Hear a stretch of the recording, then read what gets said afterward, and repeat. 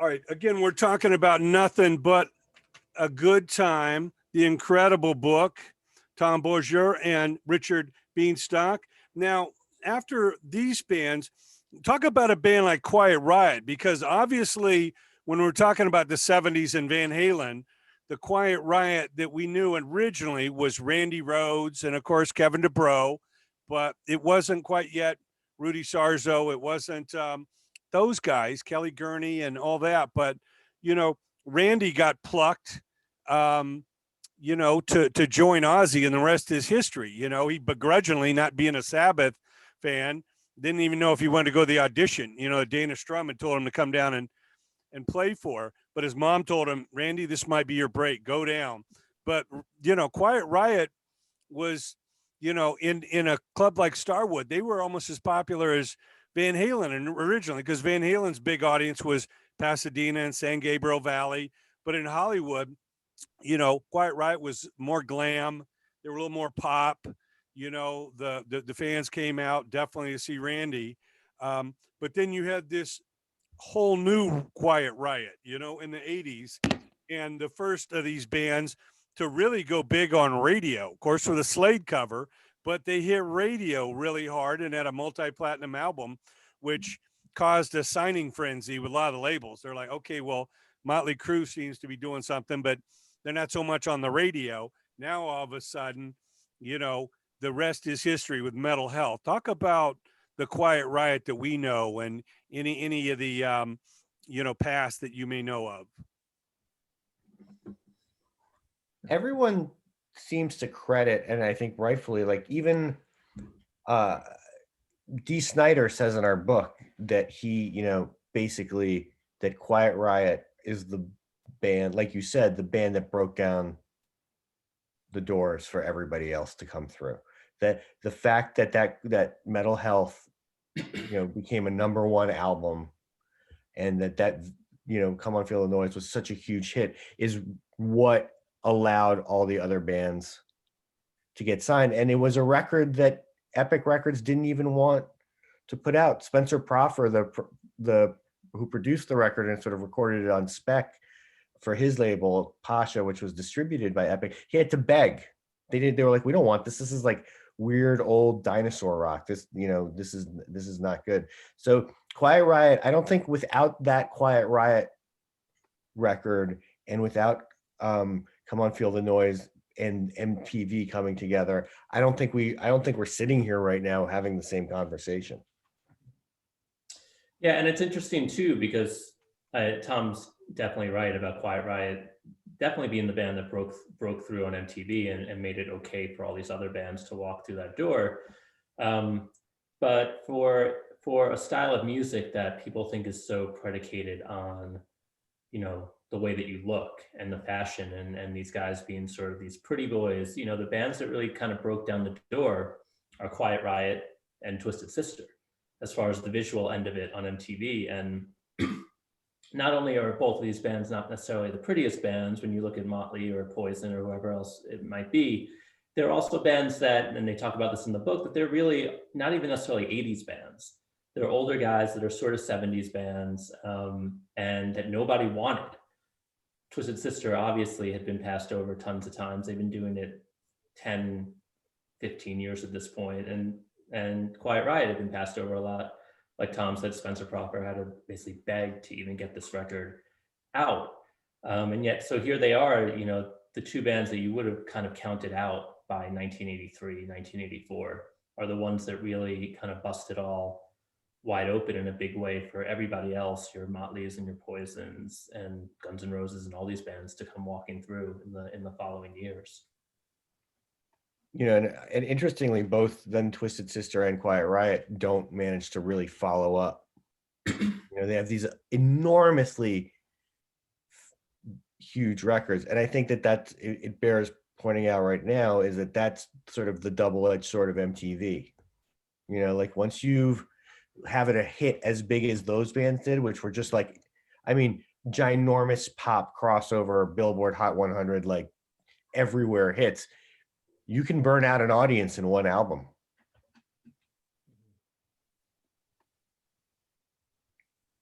You there? Yeah, yeah. Oh. Plus, you know, Kevin DeBro had a mouth on him and an ego, Yes. Yeah. and you know, all of a sudden the band members are like, "Dude, it's one thing if you're gonna rank on some, you know, pop act or country act, but you're ragging on all our peers, man. You're putting down the Motley Crues and the Dokkens and the, you know, Great Whites and you know whoever the Poisons. These are the guys that, you know, we need to be allies with. They're in the trenches with us, and whether we like them or not, you know, we don't go public with that, you know. And they quickly, you know, after that second record with another Slade cover and an album cover that almost looked the same, it was like a lot of the industry are like, really, you know, you're gonna rehash that again, you know. It just didn't seem like, you know, besides Bang Your Head, they had an original that was gonna capture. And then when Kevin was becoming quite out of fashion, it was really hard to compete, you know, with these upward trajectories. Yeah, I think even in the book, there's a whole section about it's the Quiet Riot guys and the Poison guys talking about when Poison went out as Quiet Riot's opening act, and that how that flips, you know, because Poison really take off during that tour, and you see the change in the audience, and it's just sort of this like changing of the guard, and the for other reasons the tour doesn't really work that well between the two bands. There's a funny story about, I think, I might be getting it wrong, the Poison guys being kind of led to a backstage door and like thrown out into the snow. If I'm getting this right, Tom, maybe I'm getting it wrong. Yes. But you know, you get these little hijinks, but it's also because one band's coming up and one band's on the way down. And a few years, there's actually a story, now that I think about it, probably just a few chapters earlier, where it's Quiet Riot on tour with, I'm going to say, Black Sabbath, and Quiet Riot is the young up and coming band, and they get the news that they have a #1 album while on that tour. And this is Black Sabbath during probably the Born Again phase, where things are not going well for them. But you know, you see these bands where they flip flop that quickly, where you can go from an opener to a multi-platinum headliner, like literally while you're on a tour, you know, and then overnight everything's different. Yeah, it is very competitive market. You know, more and more bands are getting signed. They're competing for those MTV slots, the radio slots, you know, the record store band slots, you know. And you know, you had a band like Great White who, speaking of Alan Niven, had a very interesting, you know, come up. They had actually made an independent record. You know, Alan had got distribution through EMI, having worked before with Virgin Records in the UK, and they started getting on LA radio. The radio stations KMET and KLOS had a soft spot now with Van Halen having broken. They're looking for the next. You know, they helped break Rat. They're looking for the you know, the bands that could fit in and they could champion. Like, yeah, we broke. You know, we broke these bands. And even though that first record deal didn't turn out well, it gave them enough leverage to sign with Capitol and then have some juice, you know. And I know with Jack Russell's kind of bluesy rock, you know, voice, and Mark Kendall, you know, on guitar, who was a huge Edward Van Halen fan, even though he didn't sound like Ed, you know, they had their run. And Alan Niven obviously got well into management, which led to Guns N' Roses. So talk about Great White and their run. You want to take this one? Sure. I mean, Great White is one of these bands that, like, again, they it's amazing.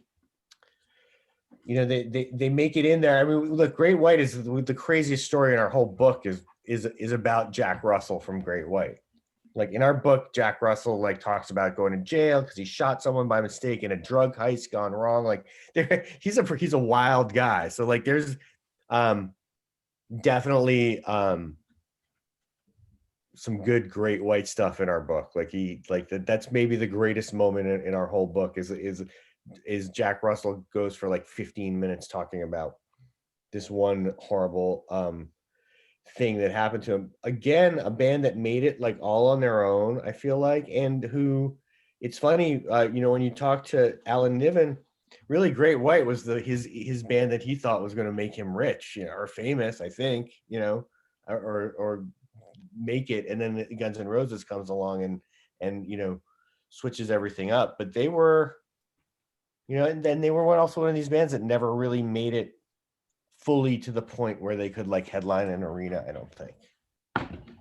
I'm not sure. But to use Great White sort of to expand on what we were just talking about these bands, how quickly they come up and sometimes overtake other bands. Great White, because of this sort of thing with Alan Niven and Guns N' Roses, like Tom was saying, yeah, like Alan thought Great White was his golden child, not Guns N' Roses. But one of the things he talks about in the book is the fact that, especially in the early days of Guns, like we all know Appetite for Destruction didn't hit immediately. It took a little time, and Welcome to the Jungle was sort of a hit, but it was really about a year later when Sweet Child of Mine comes out that everything changes for them.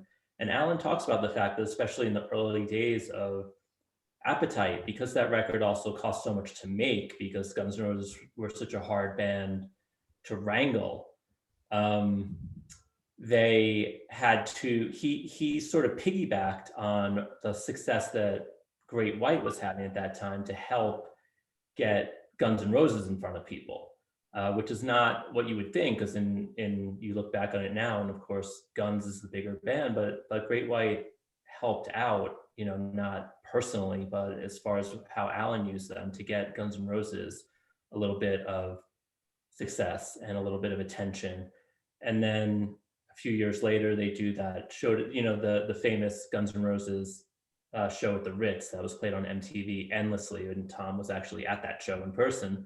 That was a Great White show at the Ritz with Guns N' Roses opening, and that was right around when Guns N' Roses started taking off, and they actually switched spots, and it became a Guns N' Roses show, and it became a very famous and legendary Guns N' Roses show that we all now know. But that's really, you see them at that moment where everything is really exploding for them.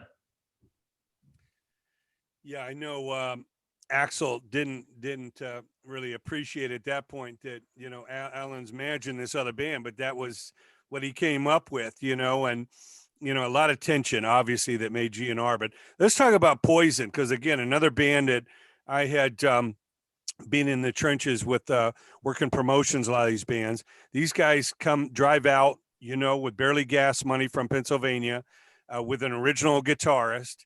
And they end up in South Central LA, which was the same building that I worked with the band Steeler in, which blew my mind that they were renting this roach-infested, converted dry cleaners. But now all of a sudden, the Matt, the guitarist, his girlfriend is pregnant. He leaves the band and the audition, and in comes CC DeVille, from West Hollywood, and the rest is history. But seeing them play at the country club early on, I just knew, you just got the feeling like if this band catches on, they're going to be massive with the girls, and just like with Motley Crue, wherever the hot looking girls go, the guys are following. Same with Van Halen, it's just a proven formula, and they just had that fun party attitude. And people, of course, ranked on them for the first album cover. And again, we're going back to the Hine brothers. They signed a very small record deal with Enigma, who had done a deal with Capitol. I had taken Poison to Capitol like 6 months earlier and, tried to get something going. But this Enigma deal goes through. And now all of a sudden, the band that became one of the biggest bands ever on Capitol is coming through the side door.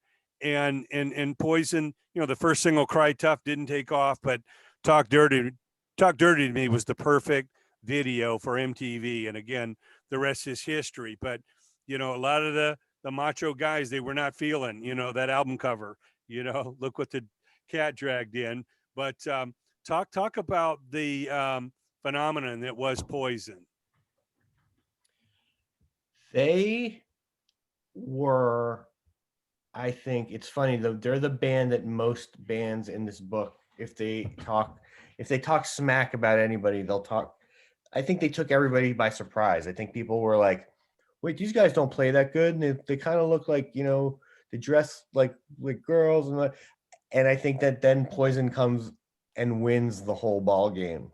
You know, that's sort of what happens in this book, is that Poison comes along, people don't think they're that good, major labels don't want to sign them, and then because they have a great stage show and make a like pretty much a perfect first record, they go on and sell more records and have more hits than anybody else. I think definitely more top 10 hits than even Motley Crue. Like they just come in and dominate the whole thing. And I think some of the bands that we interview for our book still haven't gotten over it. You know, Rich and I are both huge Poison fans. We named the book after a Poison song. But they really, I think, turned everything on its head and really surprised like the industry and all the other bands who had seen them in LA and probably written them off because they couldn't, you know, didn't have the chops or this, that, the other thing. They come in and they bring the fun back into this whole thing. They really make this genre fun. And you could, you know, maybe some of the bands that follow them then take it too far. But for me, you know, Poison is sort of like the next step in this thing. You know, it's like Motley and then Poison, and as the sort of the big standout events. Mm-hmm. Yeah, I mean, I would agree. And I think one of the things that the book really shows is also, you know, they're one of the bands that I think when people look back on this time, they think of them as sort of the glitzy, you know, very slick manufactured type of act. And like you really see in this book, like the backstory to Poison is great because they really are. I mean, they're these kids from Pennsylvania. They pile in a van, drive across country. They come out to LA with nothing. They're living in Ron Keel's old apartment, which is really sounds like a pretty disgusting and much more importantly, a scary place. I mean, they're getting held up. There's all this stuff going on, but they have that drive that they're not going to stop. And they're doing it a little differently than the other bands out there. But really, you know, you also kind of look at it and it's like, okay, well, do they really deserve all of the animosity they get? Like, is that really coming because of the way they look and the way they sound, or also just as much because of the success they had doing it? That, you know, maybe some of these other bands feel like it should have been them, and maybe Poison were a little poppier, but all these bands were writing catchy stuff, to their credit, that they were able to do this type of thing.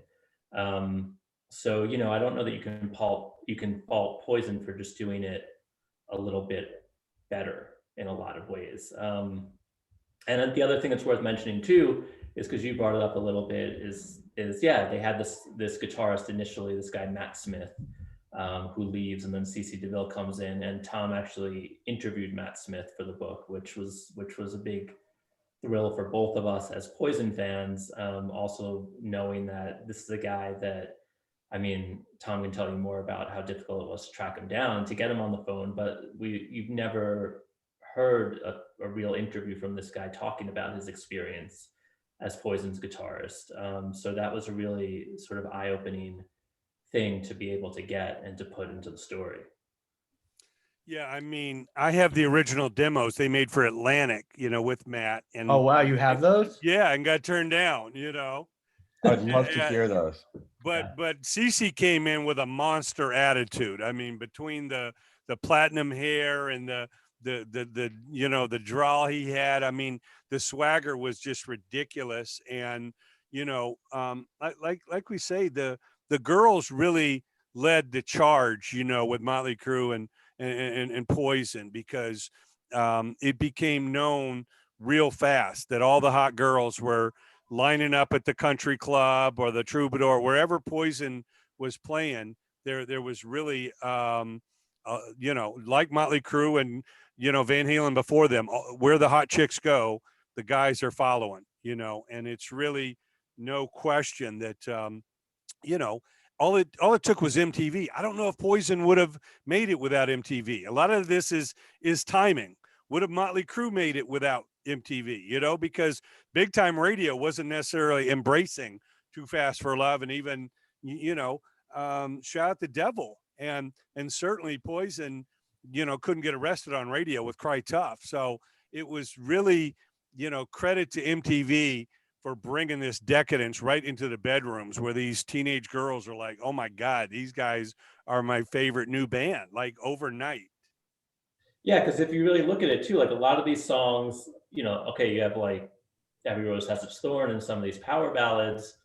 But a lot of these songs aren't big hits as far as charts, you know, so they're not songs that are getting played all the time on radio. They're songs that everybody knows because of MTV.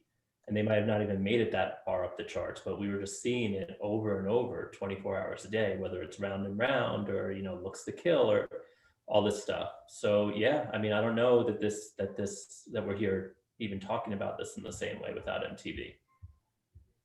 Yeah, it was really the X factor that really, you know, created so much of this decadence. Because it's one thing to look at an album cover, but to see a 4-minute video just in all their glory, and usually most of these videos had girls going crazy in them, so it was pretty infectious, you know. The guys wanted to be where the girls were, and the girls wanted to be where these hot, you know, bands were. Now, obviously, a lot of this is happening in LA, and we're going to come up to GNR here, but now all of a sudden on the East Coast, you got Bon Jovi, which led into, you know, Cinderella and Skid Row. Let's talk about those two bands, because obviously Sebastian Bach coming down from Canada was the missing link for Skid Row to get signed and come out, and then Cinderella, again co-signed by John Bon Jovi. Again, doesn't hurt when you got John and Richie in your video. Now all of a sudden MTV is turned on, you know, from Bon Jovi to Skid Row and Cinderella. Talk about those two.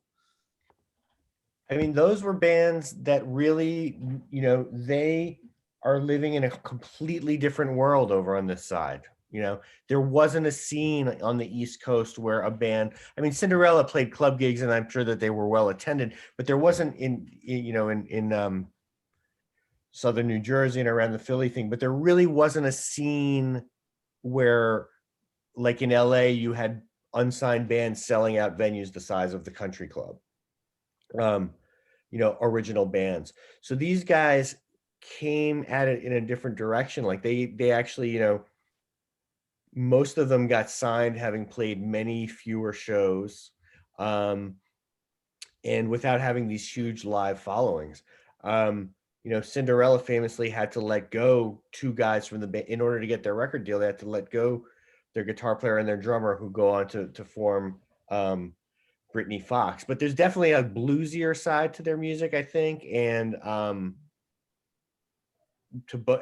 with Skid Row, like a sort of gnarlier side. There's something about the Jersey winters, I guess, and the Philadelphia winters that make those bands sound a little bit tougher, and it's it's a little bit less happy sounding and a lot more.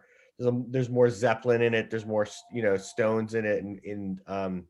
In Skid Row's thing, it's just like a heavier sound. But those, you know, they came up in a completely different way. Like you say, like having Bon Jovi sign them, you know, they had a whole different mechanism behind them, and it was a whole other culture that they came out of.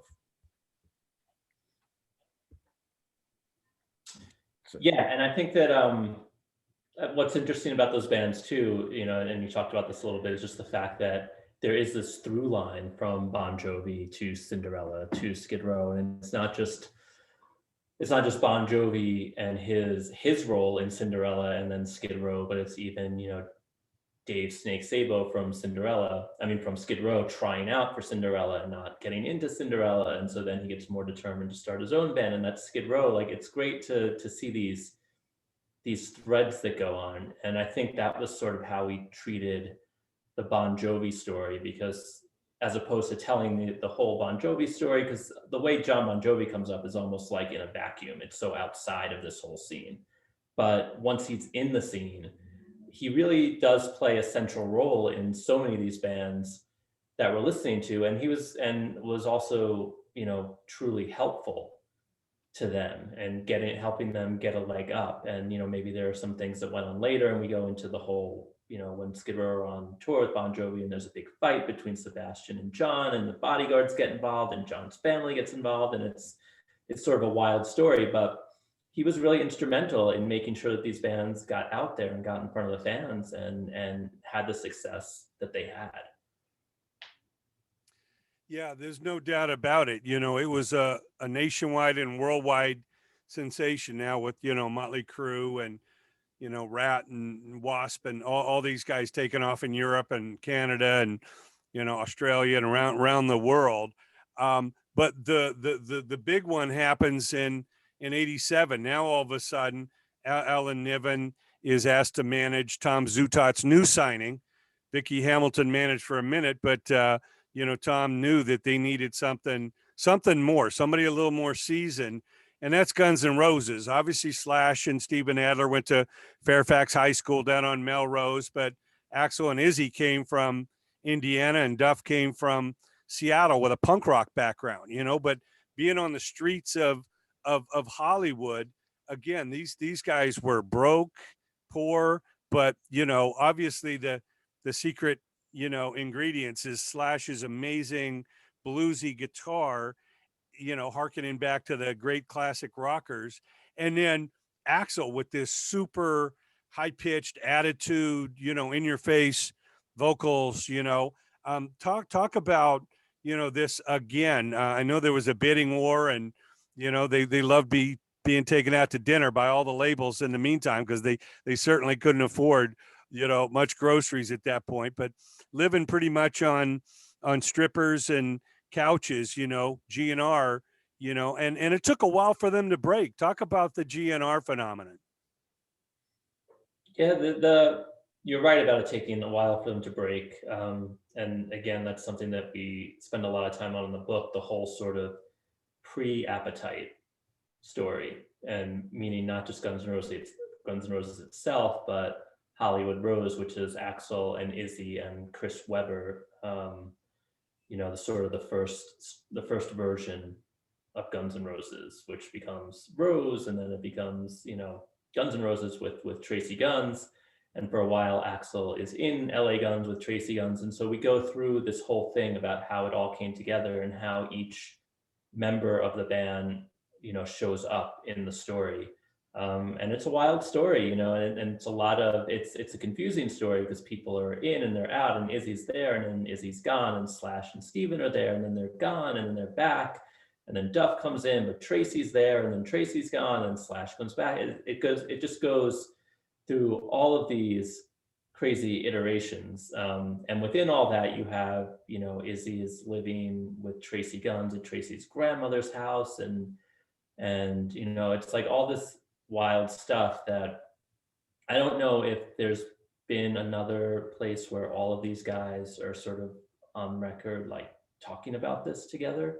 Or most of them are, and so you kind of see how it all happened, and it certainly, you know, this is a matter of like years before they wind up at the lineup, much less get to Appetite and Alan Niven coming in. So there's a lot of backstory there that really kind of shows how the LA scene works as well, and how people come in and out, and how a lot of it is just, you know, you wind up at this moment that becomes a legendary moment, like by chance sometimes.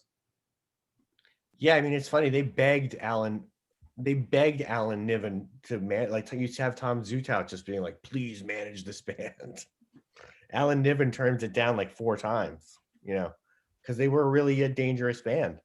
I saw them at the Ritz show in 1987, and I remember just being completely blown away. Like, this band is like one of the best live bands I've ever seen in my life. I was 16 and I knew that something, you know, crazy was happening. And I mean, it becomes clear in our book that Axl Rose really is, it's not an act, you know, like the edginess that became legendary for Guns N' Roses, and like the volatility, it's really there. Like Axl is not pretending, like putting on a game face of being intense. Like he really could, you know, if you said the wrong thing to him, or he perceived that you were being disrespectful or dismissive in any way, you were done.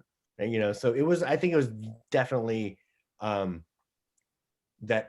sort of tension is very visible in the performances and in the music of just like this band that could just explode at any moment.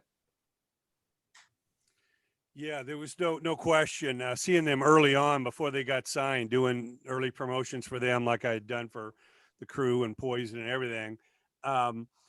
First time I saw them on stage, they're opening for Cheap Trick down at Fender's Ballroom in Long Beach.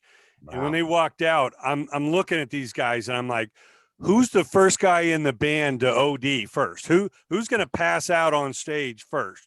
You know, they just look like at any point, you know, it could go off the rails, and it was very dangerous. And you know, you just didn't know, is this guy doing heroin? Is this guy on meth? Is this one an alcoholic? You know, it had this feeling like a runaway train. And if it could somehow be captured, because they obviously had, you know, songs in that, you know, between Izzy Slash and Axel, you know, these songs were coming together. It was just a matter of, you know, MTV had turned them down so many times. I mean, it almost took a year to break Appetite. You know, it's like, is Geffen even going to stick with it? And they'd spent so much money on the record as well. They'd spent a huge, I mean, what I think, what were they, $400,000 in by the time that record came out or something like that, Rich? Yeah, and I think Alan Niven talks about it in the book too, about being like, I mean, I think he had a new family at that time, a young kid, and just staying up at night, laying in bed, like freaking out because he was starting so in the hole with this band, and like he couldn't imagine a way to climb out of it financially. Clearly they figured it out, but you know, this was not a sure thing by any stretch. Yeah, well, famously, you know, Alan, being from England, had an idea. Let's get them over. Let's play these small clubs, you know, in London, like the Marquee Club, and all that press over there. You know, the Enemies and the Sounds and the all Melody Maker. All these magazines come out every week. They're looking for front page stories. They're looking for the next big thing. You know, way more aggressive than these monthlies, you know, in America, and you know, they caused enough buzz over there to, you know, light a fire under Ed Rosenblatt and David Geffen. Like, just give these guys a shot. And around that same time, you know, finally somebody at MTV says, all right, well, we'll put on Welcome to the Jungle at 3 a.m. and just, you know, see if it does anything. And the phones light up. And next thing they know, the next big thing is right there in front of them. Yeah. It's undeniable. It was undeniable. You know, once it got to people, it was undeniable. It was so much, they were so much cooler and more like badass than so much of what was going on. Mm-hmm. And, you know, somebody mentioned, and it's probably true, they had probably had as much to do with bands changing how they looked as grunge did. You know, the fact, like, when they changed how every band sounded, but also how every band looked immediately. Yeah, the tattoos, the you know, a little flannel, a little you know, kind of punk attitude definitely started, you know, taming down these bands that were getting more and more feminine, more hairspray, more lipstick, you know, and you know, it ushered in again a whole nother era. But it's like the Paradise City video. They're opening for Aerosmith, giving them a run for their money every night, and they're filming, you know, that video outdoors at these stadiums. But to the MTV viewers, it looked like Guns N' Roses was already a stadium act. They didn't know they were the opening act. They thought they were headlining stadiums at that point. I was at that. I missed Guns N' Roses because I think they went on at like 6. We made it for Deep Purple, who were the second band on the bill. Yeah, you could see it was broad daylight when they were playing. Like we were trying to get there from New York to Jersey, and like by the time we got there, I think we saw Guns N' Roses go like "Shugga digga digga digga gong splat," and that was it. And it was like, fuck.